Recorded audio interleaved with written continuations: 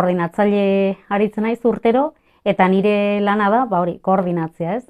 Hasiera batean, Nafarroinez antolatu behar duen ikastola horri lagundu, talde iraunkorra osatzen, hau da, Nafarroinez mugituko duen motor hori nolabait ere sortzen, eta hortik abiatuta, niri dagokit lantalde guzti horiek nolabait ere koordinatzea, bideratzea, eta nolabait ere kronograma bat bete araztea, ez? Hori da gutxi gora bera nire funtzioa.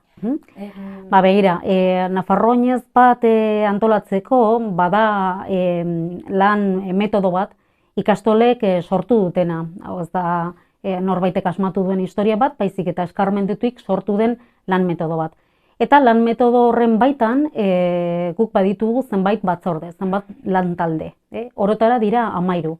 Bakoitzak badu bere zeregina. Badaude montaia egiten dutenak, badaude komunikazioarekin arduratzen direnak, grafismoarekin, materiala, hola 13 arte ez.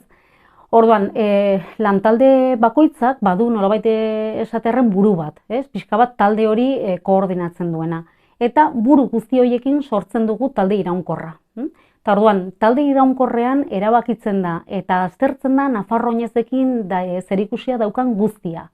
Hor, planteatzen dira proposamenak, jarduera programak, ibilbidea, filosofia, estrategiak, guztia hor lantzen da.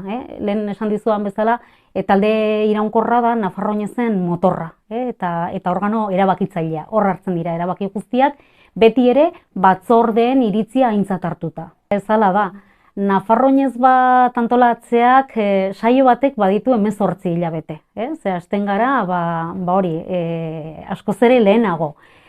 18 hilabete izan da, momentu honetan otsailean gara, urrirako 8 hilabete falta ditugu. Horrek esan nahi du egin dugula erdia baino gehiago, eta ez da gauza gutxi.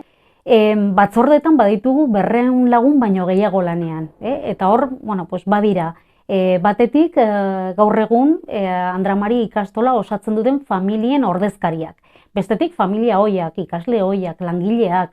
Orduan, esan bezala 200 lagunetik gora, modu voluntarioan 18 hilabetez lan egiten ari den talde bat, Nafarroinezen inguruan, ez?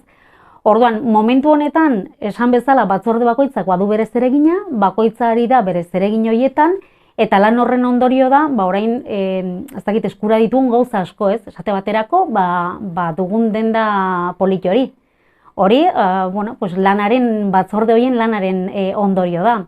Badugu ibilbide proposamen bat, badugu urteari begirako jarduera programaren diseinua, oraintxe bertan burutu dugu Gabonetako saskien kanpaina ere, badugu biltegi bat, non Nafarroinezeko ekipamendu guztiak bilduta dauden, eta ez bilduta bakarrik daude, txukunduta, sailkatuta eta inventariatuta, ez? Eta egia esan, konturatzerako egon gora San Ferminetan, hau oso azkar doa. Eta San Ferminak ospatutakoan, oinez egun ere izango dugu bertan. Beraz, bagoaz, eta nik espero dut, eta ikusten dut, ze ilusioa badago, geratzen zaizkigun 8 hilabete hauek, aprobetxatu egin behar ditugula. Zen Nafarroinezek aukera asko ematen ditu. Ikasteko, emateko, eskaintzeko, partekatzeko eta baita ere gozatzeko, ez? Eta horri eutsi behar diogu.